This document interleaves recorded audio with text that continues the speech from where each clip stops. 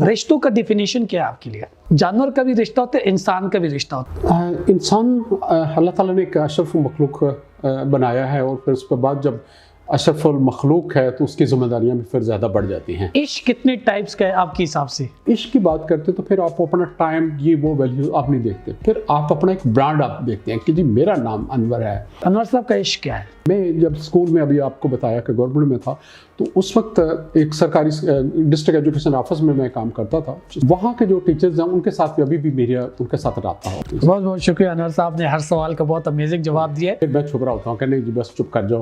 कारमा भी एक चीज़ है कि जिस तरह टिट फॉर टैट का है। सर मैंने 2 नाम लेने, आपने ये या ये सेलेक्ट करना है, एक उसमें से। अपने आप को 3 अल्फाज में डिस्क्राइब करो। Describe yourself in 3 words. ये एक्टिंग और पॉलिटिशियन में क्या फ़र्क है? कोई फ़र्क नहीं है। वेलकम टू तलाशीश विद खेड़ी। Thank you so much sir, आपने टाइम निकाला और यहाँ पे आए। Thank you sir. सर ये मुझे बताए, अनवर साहब के बारे में तो काफ़ी हमने सुना है, पिछले कोई 7 साल से मैं इस इंडस्ट्री में काम कर रहा हूँ, जिससे भी सुने बहुत अच्छे अल्फाज में सुना है, लेकिन आज हम जानना चाहेंगे कि अनवर साहब खुद कौन है? थैंक यू सो मच नमत साहब, आपने पहले तो मुझे मौका दिया, और हमारी इंटरेक्शन थोड़ी बहुत तो होती रहती है, लेकिन कभी पर्सनली हमने गपशप नहीं बनाई, और इस प्रोग्राम के तहत हम आपस में बात कर सकेंगे। मैं इस वक्त एक जर्मनी का अदारा है Friedrich Naumann Foundation for Freedom, उसमें head of programme and administration काम कर रहा हूँ। इस अदारे में 92 से मैं काम कर रहा हूँ, 29 साल तक। इस वक्त 29 साल, 29 ईयर्स हो गए इसमें। इससे पहले मैंने कोई 10 साल गवर्नमेंट की जॉब की। ओके। उससे पहले फिर एक हैचरी में एज ए वर्कर मैंने काम किया। ओके। मैट्रिक करके, यानी कि एक जिस तरह अभी भी हमारे देहातों में होता है कि जी मैट्रिक करके नौकरी की तलाश है, माँ बाप, बच्चा अभी छोटा होता है, बस बड़ा हो गया तो हमारे गम दूर हो जाएंगे। तो वो एक प्रोसेस था कि मैट्रिक करके मैंने नौकरी स्टार्ट कर दी। 18-19 साल टाइपिंग, शॉर्ट हैंड, ये वो करते करते एज ए एक स्कूल में मैं, इवन कि उससे पहले मैं ये बताता हूँ कि गांव में भी हम मतलब जिस तरह अभी भी लोग कर रहे होते हैं, मजदूरी कर रहे होते हैं, दिहाड़ियाँ कर रहे होते हैं, या ये कर छोटा मोटा गंदम काट ली, थ्रेशर पे काम कर लिया, अपनी भैंसें होती थी उनको चारा काट के लाना करना, तो वो एक प्रोसेस गांव में होता था। ओके। फिर एक हैचरी में 1 साल मैंने एज ए वर्कर काम किया। शुरू में तो बड़ा अच्छा लगा, बुरा लगा कि यार ये मैं एक मैट्रिक पास, उस वक्त मैट्रिक बहुत बड़ी गांव में बल्ले चीज होती है। हाँ, 78 में मैंने मैट्रिक किया था, तो बड़ी बल्ले के दिन आपने मैट्रिक कर लिया, आज मुबारक हो जी। तो वो जाके फिर नौकरी मिली, तो मैंने कहा यार मैं तो मैट्रिक पास और ये काम करूँ, लेकिन फिर सोचा कि नहीं, अब नौकरी में छोड़ूंगा तो गांव में जाना, उन्होंने कहना जी ये तो काम चोर है जी। तो वो काम किया मैंने, साथ टाइपिंग, शॉर्ट हैंड वगैरह सीखता रहा। फिर एक स्कूल में मैं एज ए 1 साल वहाँ काम किया हैचरी में। फिर एक school Charur Singh high school Kasur district का है, वहाँ एज ए क्लर्क में 1 साल काम किया। फिर डिस्ट्रिक्ट एजुकेशन ऑफिस में मैंने काम किया। उसके बाद एज ए स्टेनोग्राफर करते करते फिर असिस्टेंट प्रोग्रामर में लग गया गवर्नमेंट में। ओके। 92 तक फिर मैं, उस वक्त तक 70 स्किल तक मैं था। तो 92 में मैं साथ एक पार्ट टाइम जॉब इस्लामाबाद में आया। उससे पहले मैं लाहौर में था। 89 में मैं इस्लामाबाद शिफ्ट हुआ, ट्रांसफ़र हो गया। तो यहाँ पहले तो ये हुआ कि भाई अब 2-3 दिन मैंने देखा इस्लामाबाद बड़ा खामोश था, तो तीसरे दिन मैंने सामान बांधा, मैंने कहा मैं वापस जाऊँ। वापस मैंने कहा जी कसूर में, मैंने कहा मैं लाहौर में दिहाड़ी कर लूँगा, रेडी भी लगाऊंगा। तो उस वक्त टोटल मेरी सैलरी यहाँ 2700-2800 मिलती थी, जो गवर्नमेंट में मिल रही थी। तो मैंने कहा मैं वहाँ लाहौर जाके तो डेली 100 रुपये भी कमाऊँगा ना, रेडी लगा लूँगा, 100 रुपये भी तो 3000 में कमा लूँगा। मैं यहाँ इस्लामाबाद नहीं रह सकता, क्योंकि हर बंदा खामोश, नीचे को सर किया हुआ, खामोशी से चुप करके जा रहा है, और कोई किसी से इस्लाम दुआ नहीं है, कोई वाकफ़कार भी है तो सर झुका के चुप करके चल रहा है कि जिस तरह जानता ही नहीं है। और मुझे ये लग रहा था, मेरी शादी अभी 1 साल 88 में शादी हुई थी, तो 1.5 साल बाद शादी के मैं यहाँ ट्रांसफर आ गया था। तो मैं भी एक फैमिली को छोड़ के, फैमिली भी घर परेशान होती है, और उस वक्त कोटरा दकेशन लाहौर यहाँ से काफ़ी कोई दूर था, मतलब 12 घंटे लगते थे यहाँ पहुँचने में भी, बसों पे या हम ट्रेन पे आते थे। तो उस वक्त ऐसे तक परदेश जा रहे हैं ना, घर वाले भी रो रहे होते थे कि बंदा परदेसी हो गया, महीने बाद घर जाना है। घर वाले भी कोई मसले मसाइल भी नहीं बताते थे, फैमिली में क्या हो रहा है, ये इशू है कि जब 2-3 दिन के लिए आया तो उसको क्या परेशान करना। तो उस वक्त मैंने कहा जी मैं तो नौकरी यहाँ नहीं रहूँगा, मैं भागूंगा। तो मेरे जो साथ दोस्त थे उन्होंने बस पकड़ के मेरा सामान सुन बंधा कि नहीं तुम इधर बैठो, अभी तुम अपने इरेजरेबल लोगे, अभी ट्रांसपोर्ट ये डी है वो ले लो, तो फिर उसके बाद चले जाओ। तो मेरा ये था कि बस मैं वो पैसे जैसे मुझे मिलेंगे मैं भाग जाऊंगा। वो करते करते सरकारी जो है ना वो एक प्रोसेस था, तो उसमें कुछ 6 महीने लग गए मुझे। अब 6 महीने के बाद मैं लाहौर सुबह सुबह जा रहा था, तो वहाँ थोड़ा सा धुआं रेलवे स्टेशन के पास, मैंने कहा यार यहाँ तो पोल्यूशन है, इस्लामाबाद साफ है। तो वो बस आस्ता आस्ता फिर इस्लामाबाद दिल लग गया। तो अब 89 से मैं फिर 92 में फिर मुझे अपॉर्चुनिटी, फिर मैं एक और पार्ट टाइम जॉब भी साफ करता रहा 3 बजे के बाद को 3-3.5 साल किया। वहाँ से फिर मुझे एक मौका मिला एक जर्मन अदारे में ज्वाइन करने का। तो 92 से मैं इस अदारे में हूँ। 92 से इधर हूँ। और अल्लाह का शुक्र है कि एक अच्छा एक डिसीजन था गवर्नमेंट को गुड बाय कह के और यहाँ आना। फिर अपॉर्चुनिटीज़ ज़्यादा मिली, एक्सपोजर मिला, लोगों के साथ मिलना, इंटरनेशनल ट्रैवलिंग थी। तो ये सारी चीज़ें जो हैं वो साथ साथ फिर लाइफ में आ गई। और यहाँ रह के फिर काफ़ी कुछ सीखा। बच्चे अच्छे स्कूल में पढ़ गए, इस्लामाबाद में अपना अल्लाह का शुक्र है घर बना लिया। तो बच्चे अब इंटरनेशनल यूनिवर्सिटीज़ में वो पढ़े साथ साथ। लेकिन ये किया कि मेरी बेगम जो है वो भी साथ साथ वो टीचर थी, वो भी पहले जॉब वहाँ करती रही। वो भी पूरी अपनी 24-25 साल पूरी करके पेंशन बेनिफिट उन्होंने लिए। उसमें ये हुआ कि सेविंग्स हमने बच्चे फैमिली, क्योंकि वहाँ कोटा एजुकेशन में थी। 2003 में हमने फिर यहाँ शिफ्ट किया फैमिली को। तो 89 से 2003 तक मैं हर वीकेंड पे, पहले तो महीने बाद जो गवर्नमेंट का था, 92 ऑनवर्ड्स जो है वो कोई 11 साल में हर हफ्ते रात को इधर से जो बस जुमे की रात को बस पे बैठता था स्काईवेज पे। तो सुबह जो पहली वैगन कोटा एजुकेशन से लाहौर से कोटा एजुकेशन होती थी, उसमें मैं सुबह 7 बजे पहुंच जाता था। और रात को फिर संडे की रात को वहाँ से फिर मूसा पाक आखिरी ट्रेन होती थी लाहौर आने पे, वहाँ से फिर 4-5 बजे इधर आके 2 घंटे सो के फिर वापस चला जाता। तो ये मेरी 11 साल तक की रूटीन। सर इसमें आपने एक चीज़ बताई, फैमिली रिश्तों का डिफिनेशन क्या है आपके लिए? रिश्ते आपके कई टाइप के आपके रिश्ते हैं। फैमिली का आपका है, अपनी बेगम के साथ रिश्ता है, बच्चों के साथ रिश्ता है, आपके कुलीस के साथ रिश्ता है, आपका अपने काम के साथ रिश्ता है। तो वो अब रिश्ते तो आपके सारे ही हैं। रिश्तेदार जिस तरह हम कहते हैं कि रिश्तेदार हैं, वो भी आपके रिश्तेदार हैं। लेकिन उसका रिश्ते निभाना, जिस तरह कहते हैं ना, जो बंदा रिश्ते निभा नहीं सकता, ये तो रिश्ते निभाने वाला है, वो एक बड़ा एक होता है कि जी ये लोग रिश्ते निभाने वाले, तो वो एक वैल्यू, एक हमारी वैल्यूज़ हैं। ठीक है। लेकिन रिश्तों का अब किस टर्म पे आप बात करेंगे? फैमिली के साथ रिश्ते हैं, काम के साथ रिश्ता है, तो ये सारा हर एक के रिश्ते को आपने ड्यू रिगार्ड देना है और उसको फिर सही जो है वो मक्के निभाने वाली बात कर रही है। इसमें एक और चीज़, एक और रिश्ता आता है, जानवर का भी रिश्ता होता है, इंसान का भी रिश्ता होता है। जानवर के रिश्ते में और इंसान के रिश्ते में क्या फ़र्क होता है? क्योंकि जानवर भी बच्चे पैदा करते हैं, उसके लिए कुछ बंदोबस्त करते हैं, घोंसला बनाते हैं, सारी चीज़ें करते हैं, खुराक का बंदोबस्त करते हैं, इंसान भी करते हैं। इस दोनों में क्या फ़र्क है, जानवर के रिश्तों में और इंसान के रिश्तों में? इंसान अल्लाह ताला ने एक अशरफ मखलूक बनाया है, और फिर उसके बाद जब अशरफुल मखलूक है तो उसकी जिम्मेदारियाँ भी फिर ज़्यादा बढ़ जाती हैं, और फिर आपका सर्कल जो है वो बहुत बड़ा वसी हो जाता है। जानवर तो शायद अपने नज़दीक छोटे सर्कल में देखते होंगे, लेकिन हम जो है वो हमारा जो सर्कल होता है रिश्तों का वो बहुत बड़ा बढ़ जाता है। आपका आपकी फैमिली है, आपकी अपने जो पहली बात तो ये है कि अपनी मिसेज है, बच्चे हैं, उसके बाद पेरेंट्स हैं, आपका सर्कल जो है वो जैसे जैसे बड़ा होता जाता है, जितने जितने आपके रिसोर्सेज होते हैं उस तरीके से आप अपने सर्कल को भी अब बढ़ा रहे होते हैं। सपोर्ट करना सिर्फ यही नहीं होता कि जी अच्छा जी अस्सलाम वालेकुम, अगर आप साथ देख रहे हैं कि जी उनके मिलना जुलना करना ये सारा उनके वो है। सेम आपके जॉब्स में भी होता है कि आप ज़रा थोड़ी सी अच्छी जगह पे आप कहीं लग गए तो आप दूसरों को किनारा कशी कर लें। अक्सर देहातों में हम कहते हैं यार ये जब से इसको ये अच्छी नौकरी मिली तो ये तो आँख ही नहीं मिलाता, या ये अपनी औकात से ज़्यादा निकल गया। तो वो उसका मतलब ये है कि वो अब रिश्ते वो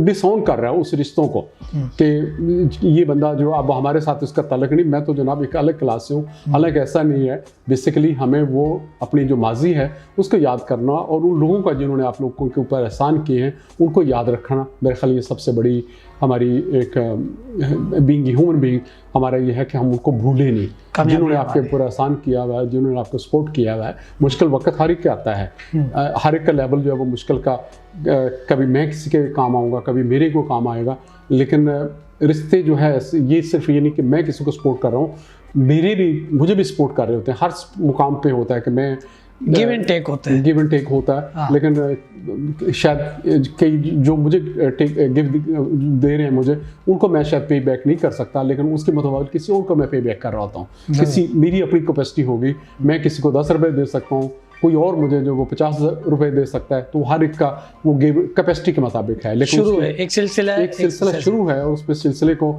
एक्नॉलेज करना और उन दोस्तों को जो आपके साथ रिश्ता निभा रहे हैं उनको भी एक्नॉलेज करना, ये एक बहुत बड़ी बात सर। एक और चीज़, जैसे कि आप जानते हैं हमारे शो का नाम है तलाशी इश्क। इश्क कितने टाइप्स का है आपके हिसाब से?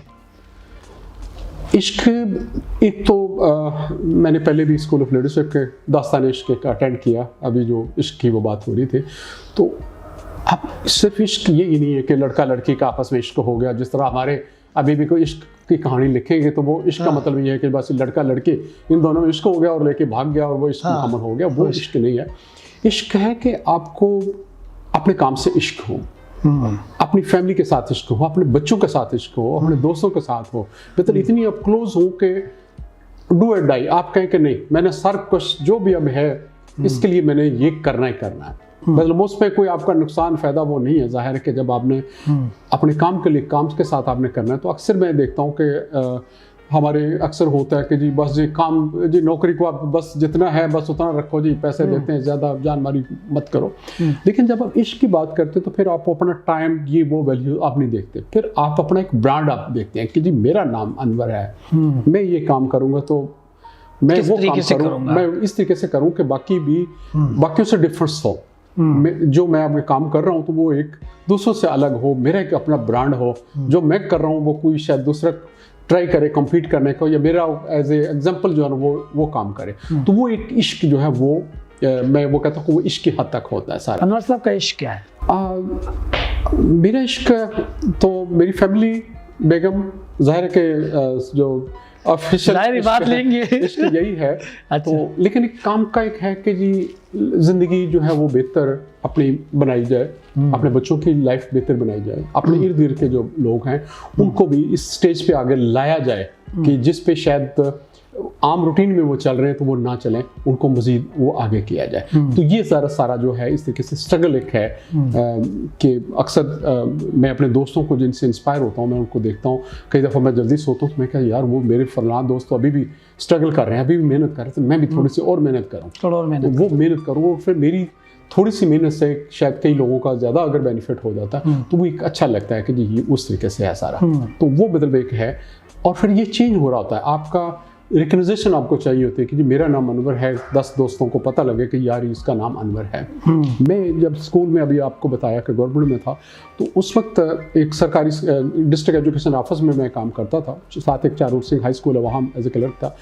तो वहाँ उन्होंने कोई सीनियरिटी लिस्ट एक बनानी थी हमारी पूरे टीचर जो पीटीसी टीचर्स होते थे, जूनियर टीचर्स, उनकी पूरे डिस्ट्रिक्ट में सीनियरिटी लिस्ट बनानी थी तो टाइप करनी थी। तो वहाँ उर्दू में टाइप था, तो उन्होंने मुख्तलिफ स्कूलों के कलर्स बुलाए हुए थे डिस्ट्रिक्ट एजुकेशन ऑफिसर ने। तो वो उन्होंने कहा जी ये मुझे आप 1 महीने में करके तो हमें चाहिए।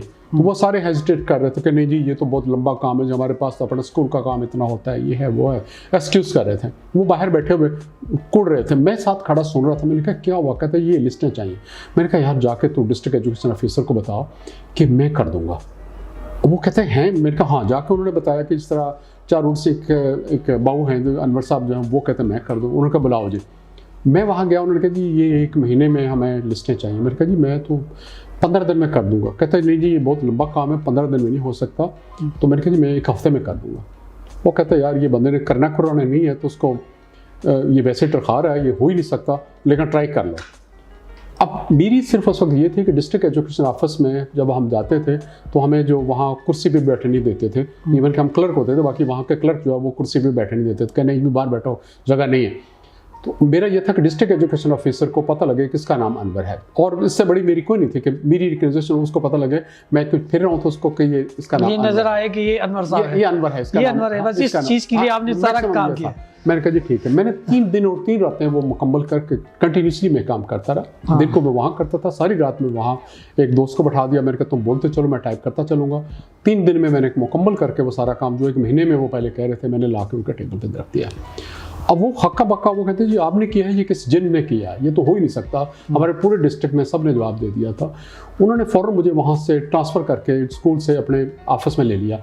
वो उन्होंने पहले कहा कि जी आपको कोई ऑनरेरियम पे करेंगे, तो 3-4 हफ्ते के बाद हमारे वो जो मेरे हेड मास्टर थे वो गए, कहते जी वो DO साहब कह रहे थे को एनरियम देना है। उनका नहीं, इसको कोई एनरियम नहीं दे रहे, इसको तो हम अपने ऑफिस में मैं यहाँ ट्रांसफ़र कर रहा हूँ।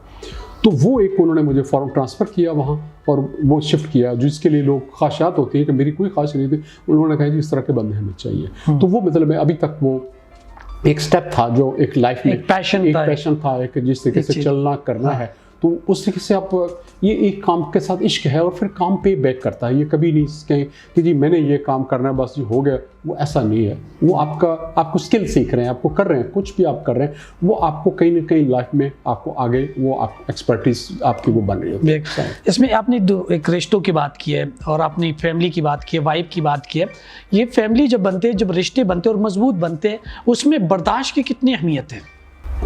हमारी प्रॉब्लम आजकल सबसे बड़ी ये है कि बस हम थोड़ी बात पे लड़ना खोड़ना। मैं भी जब मेरे गुस्सा आता तो मेरी बेगम जो है ना वो थोड़ी सी पीछे हट जाती है। तो जब बेगम चढ़ाई कर रही होती तो फिर मैं चुप रहा होता हूँ कि नहीं जी बस चुप कर जाओ।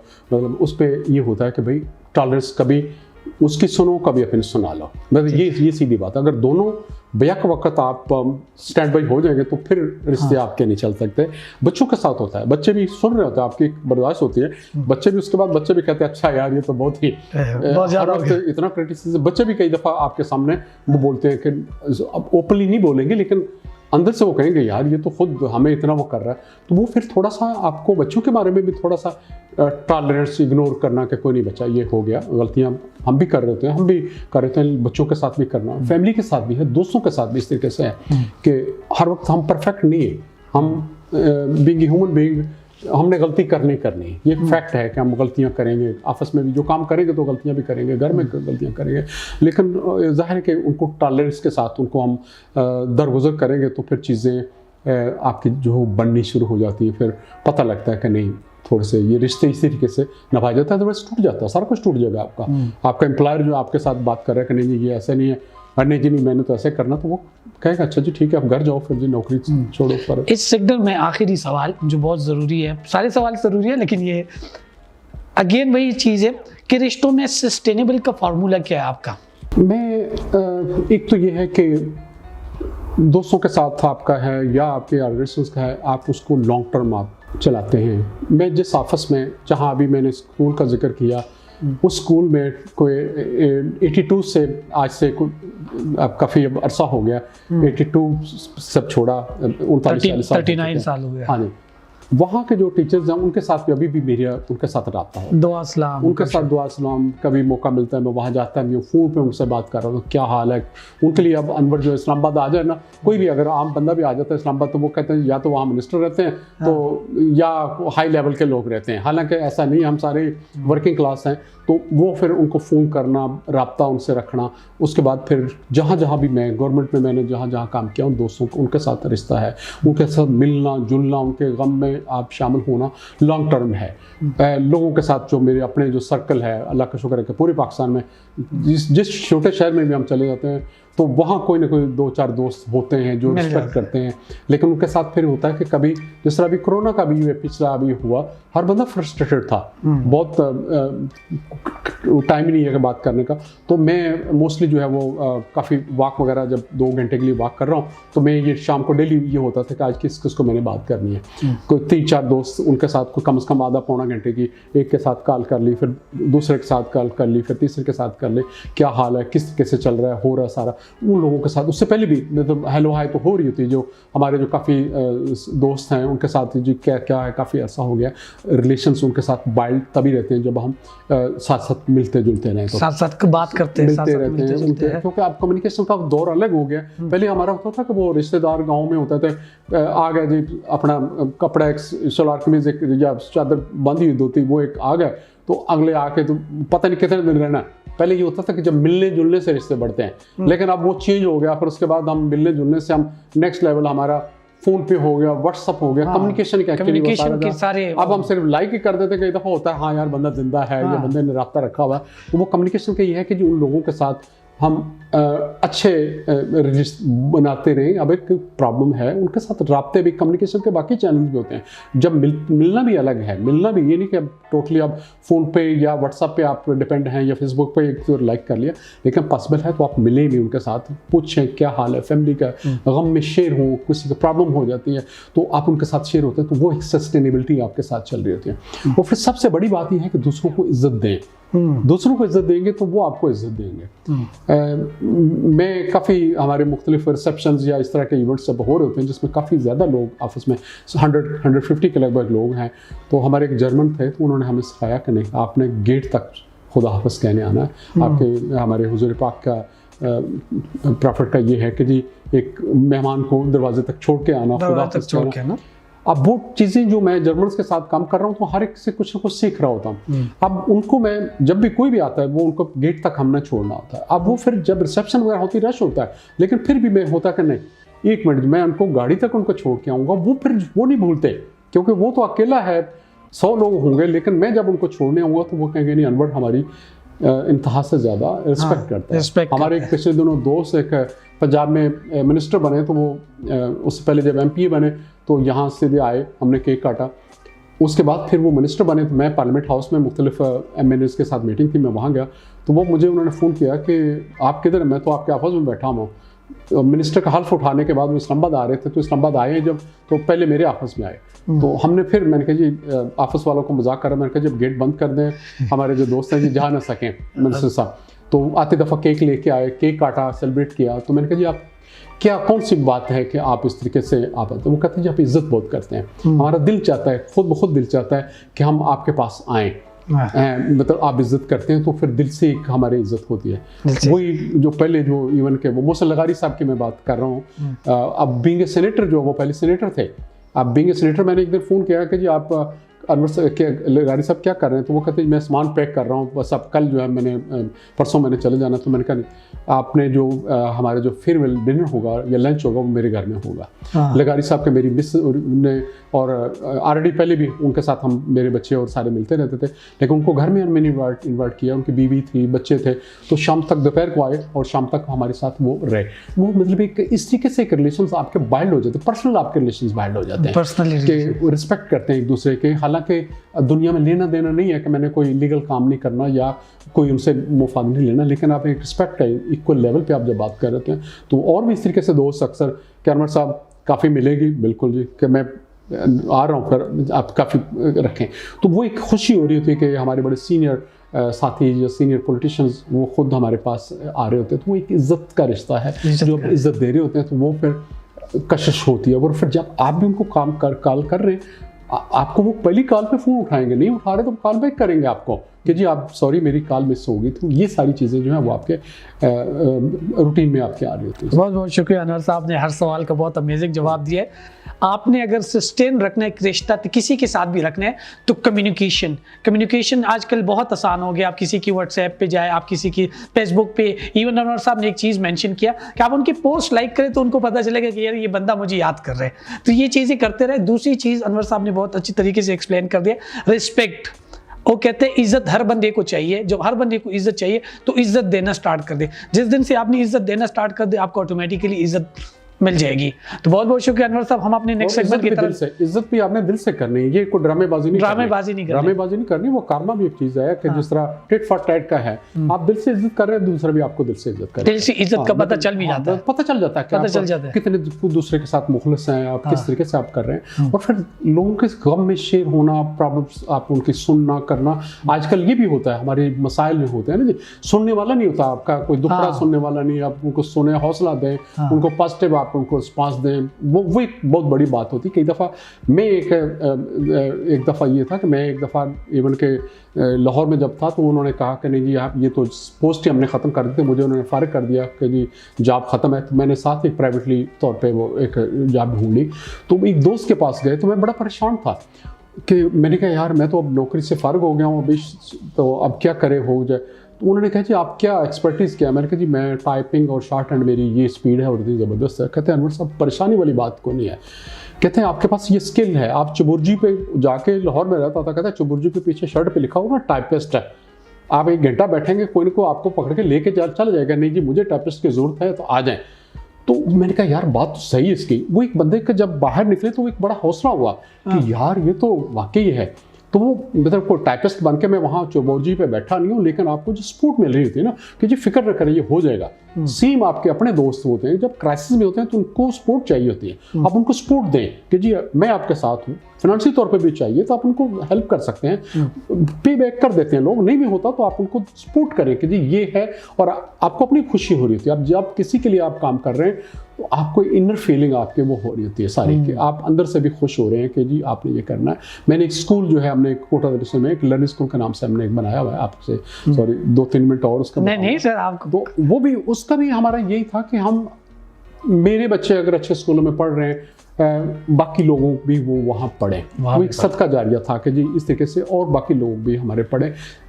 और फिर उस स्कूल का वो एक पैशन है मेरा कि हमारे एक जर्मन थे तो वो कह रहे थे कि जब अनवर जब वो बहुत ज़्यादा गुस्से में होता है या ये नहीं काम कर तो स्कूल की बात शुरू कर दो, ताकि ये फिर स्कूल की बात करेंगे तो ये खुश हो जाएगा। इसके हार्ट बटन इसका है कि जब उसको आप स्कूल की बात करेंगे तो ये खुश होना शुरू हो जाता है। तो वो आपको सक्सेस नज़र आ रही होती है, बच्चे वहाँ आपकी वजह से या आपकी कुछ एफर्ट्स की वजह से अगर बच्चे वहाँ नेशनल लेवल पे compete कर रहे हैं, वर्ल्ड लेवल पे compete कर रहे हैं, तो वो आपको फिर खुशी हो रही होती है कि यार मैं कुछ कर रहा हूँ। और फिर कोई भी आप काम करते हैं, प्रोग्रेस जब आपको नज़र आ रही होती है, छोटा सा वो घर में हम अमरूद लगाते हैं ना जी, तो अमरूद अपना वो अमरूद छोटा सा वो बड़े खुश हो रहे हैं कि यार ये बड़ा मीठा ये वो है। हालांकि मार्केट में उससे अच्छे अमरूद मिल रहे होते हैं, लेकिन जिस अमरूद के ऊपर हमने खुद वो अपने घर में बोया किया, वो उस अमरूद की बात जो है वो मार्केट वाले अमरूद से कंपेयर नहीं हो सकता। तो वो स्ट्रगल हम खुद करके जब हम कर रहे होते तो उसकी उतना मज़ा उसके आपको आ रहा था। तो ये सारा जो है वो एक स्कूल हमारा जो है वो भी एक पैशन है और वो एक टोटली एक वॉलंटियर काम है। उस पर खुशी हो रही थी कि डेली काम करना पड़ता उसके लिए, 2-3 घंटे मैं उसके लिए काम करता हूँ, लेकिन साथ साथ मुझे फिर खुशी हो रही थी कि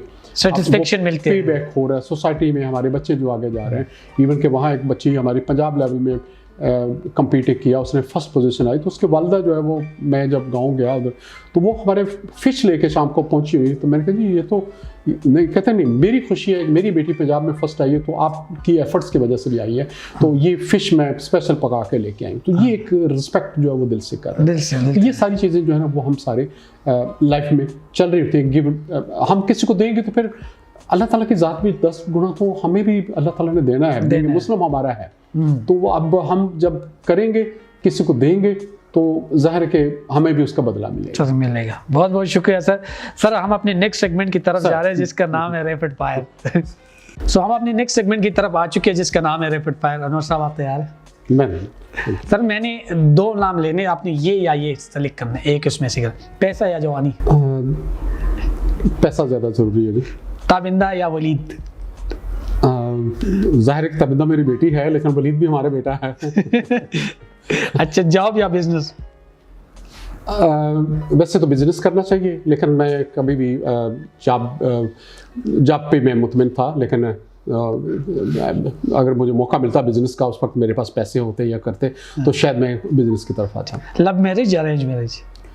हाँ नहीं, अरेंज मैरिज दीदी देखो, मैं तो अपनी बेगम को जो है वो शादी जब हो गई थी तो शादी वाले दिन रात को देखा कि ये मेरी बेगम है। अच्छा। उससे पहले तो हमें वो अलाउ भी नहीं था कि जो आपने वो जो रोड है वो क्रॉस करनी, जो मेरे इन लॉज की तरफ जाती थी, तो मैंने अपनी बेगम को नहीं देखा। अच्छा।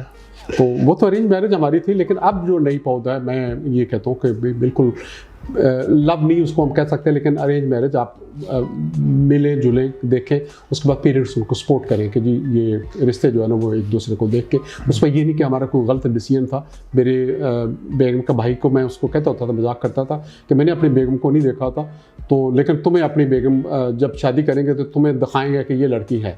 तो वो कहते हैं भाईजान को आपके साथ कोई ज्यादती हुई? मैंने कहा नहीं, ये किस्मत पड़ी थी, मेरी किस्मत अगर अच्छी निकलाई तो ये नहीं कि हर एक की होगी, लेकिन ये होता है कि क्योंकि देहातों की रवायात थी, और अल्लाह का शुक्र है कि हम एक हैप्पी फैमिली हैं, और मतलब उसमें मॉडल के तौर पे हमें वो बचाना चाहते हैं कि हम एक मॉडल फैमिली। टी या कॉफ़ी? सर मोस्टली तो टी होती है, अब किसी को रोक डालना हो या फिर काफ़ी की बात होती है। फैमिली या पैसा? फैमिली। ओके, बहुत बहुत शुक्रिया सर। ये लोग अगर पॉलिटिशियन नहीं होते तो क्या होते? मैंने नाम लेने, आप बता दें। इमरान खान? सोशल वर्कर, जाहिर के वो शौकत खान उन्होंने बनाया, सोशल वर्कर वो सोशल वर्कर होते। बिलावल? बिलावल अगर पॉलिटिशियन नहीं होते तो क्या होते? पॉलिटिशियन ना होते तो फिर कोई टीचर ही हो सकते हैं। वो टीचर ही होते। जरदारी वो बिजनेसमैन है। बिजनेसमैन। मरियम नवाज? मरियम नवाज जो है वो हाउसवाइफ भी ठीक थे। शेख रशीद? शेख रशीद साहब जो है वो जोकर एक एक्टर, मतलब उसको जिंदा दिल है, जोकर हैं, लोगों को खुश कर। जोकर है। फजलुर रहमान? फजल रहमान साहब जो है वो ज़ाहिर किसी मदरसे के जो है वो टीचर हो रहे थे। टीचर हो रहे थे, ओके। सर यार ये लोग ट्रेनर ना होते, हमारे इंडस्ट्री से 3 लोग नाम मैं लेना चाहता हूँ, इसमें तीनों आप जानते हैं। कामरान रिजवी अगर ट्रेनर ना होते तो किस शोफे से होते? ट्रेनर ना होते तो बड़ा मुश्किल आपने कर दिया। कामरान साहब जो है वो फिर भी टीचर होते, किसी यूनिवर्सिटी के टीचर होते, लेकिन वहाँ भी उन्होंने वही काम करना था जो हम कर रहे थे। अच्छा। उमर जालिवाला? उमर जालिवाला बड़ा यंग है, ये बिजनेसमैन होते, अगर ट्रेनर ना होते तो बिजनेसमैन होते। और वलीद अनवर? वलीद ना हो, जब अगर ट्रेनर ना होता तो उसका पेशेंट जो है ना वो डिफिकल्ट आपने बता दिया, क्योंकि वलीद भी को आईटी के एक्सपर्ट वगैरह होता है। आईटी के एक्सपर्ट होते हैं, ठीक है। बहुत बहुत शुक्रिया सर। सर मैंने कुछ सवाल पूछने और आपने एक लाइन में उसका जवाब देने हैं। Describe yourself in 3 words. अपने आप को 3 अल्फाज में डिस्क्राइब कर दो। Hard working, honesty, caring. Caring. वो कौन सी 3 चीज़ें है जिसकी वजह से आपको अपनी वाइफ बहुत पसंद है? बेग मेरी टॉलरेंट बहुत है। टॉलरेंट? हाँ, और केयरिंग है। केयरिंग है। और दूसरा ये है कि जब मैं लड़ रहा होता हूँ तो वो फिर थोड़ा सा पीछे को अंडरस्टैंडिंग। वो अंडरस्टैंडिंग। अंडरस्टैंडिंग। हाँ कि अब बंदा अब ये लाइन पे हट चुका है तो अब थोड़ा सा दरगुजर कर ले। ये एक्टिंग और पॉलिटिशियन में क्या फ़र्क है? किसमें? एक्टिंग में और पॉलिटिशियन में? कोई फ़र्क नहीं है। कोई फ़र्क नहीं? कोई फ़र्क नहीं है, क्योंकि वो हम अक्सर देखते हैं ना कि ये सियासी बयान है। हाँ। वो कहते हैं ये सियासी बयान है, तो उसका मतलब है कि वो उसको सीरियस नहीं लेना। एक्टिंग कर रहे हैं। हाँ, वो एक्टिंग कर रहे थे। ठीक है। अनवर साहब का सबसे यूजलेस टैलेंट क्या है जो कभी यूज नहीं किया लेकिन टैलेंट है? मेरा नहीं ख्याल कोई ऐसा टैलेंट हो जो मैंने कभी यूज ना किया हो। अच्छा। आपकी ऑल टाइम इंस्पिरेशन कौन है? सॉरी? ऑल टाइम इंस्पिरेशन जो होता है कि यार ये मेरी इंस्पिरेशन है ऑल टाइम। मेरे दोस्त हैं। आपके दोस्त हैं? मेरे दोस्त हैं जिनमें 4-5 नाम। तौसीक हैदर है, ज़फ़रुल्लाह खान है, गुलमीना बिलाल है, नजीब हैं। ये मेरे वो दोस्त हैं जो जिनसे मैं इंस्पायर होता हूँ। जब मैं रात को अपनी कैलकुलेशन कर रहा होता ना कि क्या खोया क्या पाया, फिर मैं कहता हूँ नहीं यार वो देखो अभी तक वो अभी भी काम कर रहा है, तो मैं इतनी जल्दी ये थक जाऊँ तो नहीं, लेट अस गो अगेन। तो ये उनसे देख के तो फिर वो जिस तरह इंस्पायर होता है, एक होता है जेलसी होती है, एक इंस्पायरेशन होती है। जेलसी तो ये होती है कि जी इसको मिला तो मुझे क्यों नहीं मिल रहा, भाई मैं भी इंस्पायर ये होता है कि अच्छा ये कर रहा तो मैं भी इसको फॉलो करूं, मैं भी स्ट्रगल करूं, मैं भी उस मुकाम पे पहुंचूं जिस तरीके से। ये जो हम रिश्तों में देखते हैं वो कौन सी चीज़ है जो हस्बैंड को अपनी वाइफ के बारे में पता होने चाहिए लेकिन उनको नहीं पता, जो एक चीज़ होती है कि यार उससे रिश्ते मजबूत होता है? उस पे ये है कि आप ख़ासतौर पे जो केयरिंग एटीट्यूड आपका हो, उनकी डेट ऑफ बर्थ आपको याद हो, आपकी वेडिंग एनिवर्सरी हो, छोटे मोटे गिफ्ट आप देते रहें। ये नहीं कि सिर्फ पैसा चाहिए। जब मेरे पास बहुत थोड़े पैसे होते थे तो मैं अपनी बेगम के लिए गिफ्ट जो है वो की चैन खरीद के वो दे देता था, बेगम ये की चैन अच्छा लगा, ये आप अपने पास रख लें। तो मतलब ये इस टाइप का होता था। ज़्यादा पैसे हो गए, चूड़ियाँ बनवा ली, कभी मतलब एक बैंगन ले दिए, कुछ और ले दिया, इस तरीके से वो दे दिया। तो वो मतलब एक केयरिंग एटीट्यूड वो मिलना उन्हीं के, लेकिन सिर्फ आपने ये है कि भाई हम केयर कर रहे हैं। मेन तो ये है कि आपने अपने मिसेस के साथ, अब ये होता है कि अब सोना इतना महंगा हो चुका है कि आप शायद इतना नहीं अफोर्ड कर सकते, लेकिन अब कैश दे देते हैं कि जी ये आप है, आप इसको एंजॉय करें। मतलब सेलिब्रेट करना होता है, सेलिब्रेट करना होता है, सेलिब्रेट उनके साथ सेलिब्रेशन करना। अगर आप पार्टी में अपने दोस्तों को इन्वाइट करना चाहेंगे और सिर्फ 3 लोगों को इन्वाइट करना चाहेंगे तो 3 लोग कौन होंगे? आपको तो यार मैं नहीं करूँगा, आप तो बच्चा हमारे आप तो बच्चे हैं ना, तो हमारे बच्चे हैं। मैंने दोस्तों का नाम लिया, आपकी 3। हाँ नहीं, हमारी एक गुलमीना बिलाल है, ओके, ज़फ़रुल्लाह साहब है, तो शेख हैदर है। ठीक है, ये 3 है बस आपके। ये इस वक्त 3 हो गए, लेकिन इससे मुजीब कादरी साहब हैं, डॉक्टर नूर साहब हैं, वो लड़ेंगे, लेकिन वो दूर बैठे हुए इसलिए उनको शायद नहीं बुलाएंगे। कोरोना की वजह से ये है कि ये तीनों लोकल लोग हैं तो हम मिल सकते हैं। सर आखिरी सवाल, अगर आपको मौका मिले और एक चीज़ इस एनजीओ सेक्टर के हवाले से चेंज करना चाहेंगे तो चीज़ कौन सी होगी?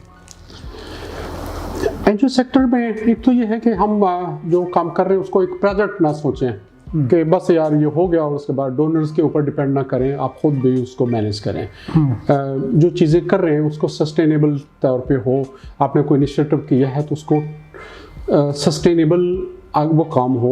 डोनर्स अगर नहीं मिल रहे आपको तो लेकिन उसके बावजूद भी वो चल रहा हो, चीज़ चल रहा हो। कोई भी आपने इनिशिएटिव लिया, ये नहीं कि अच्छा जी 3 साल का प्रोजेक्ट है, आप फंडिंग नहीं मिल रही तो उसको ख़त्म कर दिया, उसके बाद और स्टार्ट कर दिया।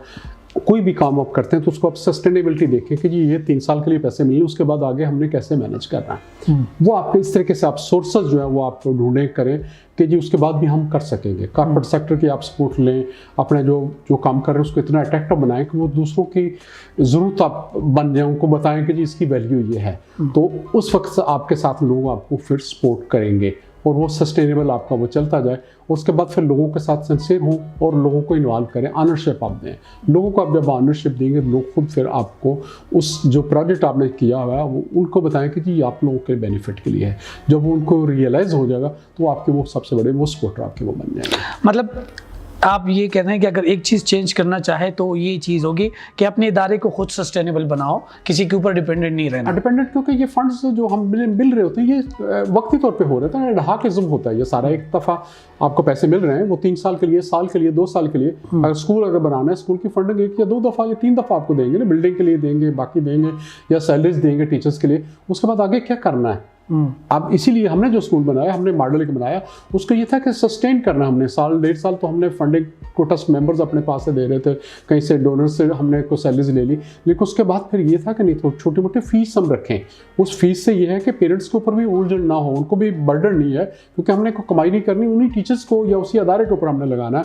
वो जो सस्टेनेबल होगा तो वो फिर लॉन्ग टर्म आपको वो चल सकता है। जब आप स्टाफ रखते हैं उसको पता नहीं कि मुझे अगले महीने की तनख्वाह मिलनी नहीं मिलनी, वो आपके पास वो नहीं टिकेगा। आप किसी भी अदारे में आप जाएंगे, आप 2 महीने काम पैसे नहीं देंगे तो वो कहीं और जॉब ढूंढेगा, क्योंकि उसने अपने घर का किचन चलाना है। सेम स्कूल का भी या इसी प्रोजेक्ट्स है कि उनको आप सिक्योरिटी हो कि जी नहीं मेरे पास सोर्स ऑफ इनकम है, इनके पास सोर्स ऑफ इनकम है, पैसे हैं, लिहाजा मुझे आगे लॉन्ग टर्म मैंने यहाँ काम करना है। तो वो सस्टेनेबिलिटी जो भी काम करें उसमें सस्टेनेबिलिटी हो। जब सस्टेनेबिलिटी होगी और फिर साथ साथ अपने टारगेट अचीव करें और फिर इनोवेटिव आइडियाज़ आप करें। सिर्फ ये नहीं कि बस एक कर लिया, हर वक्त वही हम एक ही टाइप की जूती बना रहे हैं। हमारे पास गाड़ियों की आप सुजुकी आप देख लो ना, सुजुकी मैरान होती थी, उसके बाद उसको अपग्रेड करके बलिनो बना दिया, फ्लाम बन गया। अभी हर 3 साल बाद 4 साल बाद सुजुकी अपना मॉडल बन रही होती है। लाइफ साइकिल होता है कि कोई चीज़ ऊपर को जा रही है सबसे टॉप पे, फिर उसके बाद फिर वो उसकी सेल नीचे को होनी शुरू हो जाती है, उसके बाद फिर ऊपर लाइफ साइकिल है,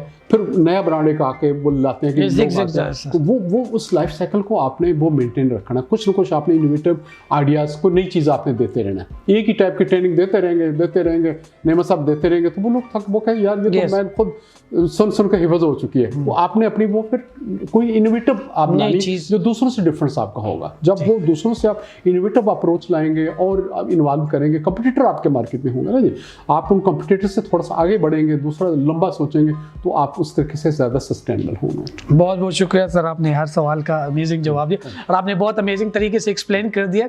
और अगर किसी ने भी इस वीडियो को देख लिया तो उसको समझ आ जाएगा कि एनजीओ सेक्टर में क्या चल रहा है, ज़िंदगी को कैसे गुजारना है, जॉब को कब छोड़ना है, कब नई जॉब करनी है, या आपका जो पैशन है जॉब के अंदर उसको कैसे कंटिन्यू करना है, या कुछ चीज़ों के लिए ज़्यादा चीज़ें करनी है। ये चीज़ नहीं देखनी कि यार ये चीज़ मैं करूँगा इसका कोई बेनिफिट मिलेगा, यानी वो लॉन्ग टर्म के लिए सोचे। तो बहुत बहुत शुक्रिया सर। अगर आप एक मैसेज देना चाहते हैं अपने ऑडियंस के, हमारे ऑडियंस के, इस शो के ऊपर आपने कोई एडवाइस देना चाहते हैं रिलेशनशिप के ऊपर, रिश्तों के ऊपर, तो प्लीज़ आप बता दें। थैंक यू सो मच नेमा साहब, आप दोबारा मौका दिया। मेरा ये है कि जो भी आप काम करें खुलूस के साथ आप काम करें। जब आप खुलूस के साथ आप काम करें, आर्टिफिशियल नहीं, ड्रामेबाजी नहीं करेंगे, आप खुलूस के साथ अगर जब काम करेंगे तो आपको पे बैक उसका वो होगा, दोस्तों में, फैमिली में, और फिर जो आप काम कर रहे हैं उसमें भी बरकत होगी। तो ये है कि जो भी काम करें, जॉब कर रहे हैं कहीं, जिम्मेदारी से आप काम करें, लोगों के रास्ते में रोड़े अटकाने वाली बात ना करें कि जी बस चल रहा है, बंदा भाग रहा है तो उसको आगे पाँव करो चार के ये गिर जाए, वो ना करो, सपोर्ट करो उनको। और फिर आपकी अपनी रेपुटेशन एक डेवलप होगी, आपकी एक रेपुटेशन हो, आपके दोस्तों को पता हो कि जी मैंने एक बंदे को कॉल की, वो नहीं उठा रहा तो इसका मतलब भी कहीं बिजी होगा, वो शाम को मिस कॉल ज़रूर देख के वो करेगा। मेरी लाइफ का यह है कि मैंने कभी कोई मिस कॉल अगर आई है किसी दोस्त की तो उसको मैंने इग्नोर नहीं किया, मैं नहीं फ़ोन उठा सका, मीटिंग में हूँ, बंद कर दिया, उसको कॉल बैक किया, दोबारा वापस किया है, वो किया है। ऑफिस में फंडिंग अगर किसी के बिल आए हुए हैं, सेम डे मेरी कोशिश है कि उसको पे बैक उसी दिन उसके बिल को मैंने पे करना है। वो फिर आपकी जो ऑफिस की लाइफ है वो आपके घर में भी आपकी लाइफ हो रही होती है।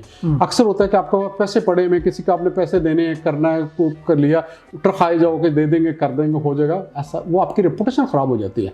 अब आपकी जब रेपुटेशन आपकी डेवलप हो रही है, आपने बनानी है, अपनी रेपुटेशन बनानी है, तो आपने सिंसियर होना होगा। आप लोगों के साथ बिजनेस में भी आपने ऑफिस का, घर का, उस तरीके सब कर रहे, तो आप एक कॉल करेंगे तो आपके सारा वो आप होगा, उनको होगा कि नहीं यार ये बंदा लॉयल है, ये बंदा प्रॉब्लम क्रिएटर नहीं है, ये बंदा एक ब्रांड है। मकसद ये कि मैं अगर काम कर रहा हूँ तो मेरा ये कि ये एक अनवर का एक ब्रांड होगा, मैं वो काम करूँ जो अटमोस्ट करूँ, स्ट्रगल मैं पूरी करूँ, ताकि मुझे भी खुशी हो रही हो और दूसरे भी वाह करें कि यार ये वाकई ये चीज़ है। तो वो फिर उसमें मेरे दोस्तों के साथ भी और सिंसियर होंगे, तो मेरे ख्याल है इस तरीके से हम काफ़ी अच्छी खुशी से एक प्रोग्रेस, जब आप अपनी प्रोग्रेस देख रहे होते हैं, थक जाता है कई दफ़ा, मैं भी थकता हूँ, जब आप यार ये क्या हो गया, फिर हम थोड़ा सा अपने माजी को देख लेते हैं कि यार मैं कहाँ था, मैं इस लेवल पे था, यहाँ से अब यहाँ आ गया हूँ। अपनी सक्सेस हम जब काउंट कर रहे होते हैं तो वो सारी थकन दूर हो जाती है कि नहीं यार मैं तो अपने इर्द गिर्द के सारे दोस्तों से काफ़ी आगे निकल चुका हूँ। कंपेयर कर रहे होते हैं ना, इंडिकेटर होता है कि आप किन के साथ चल रहे हैं,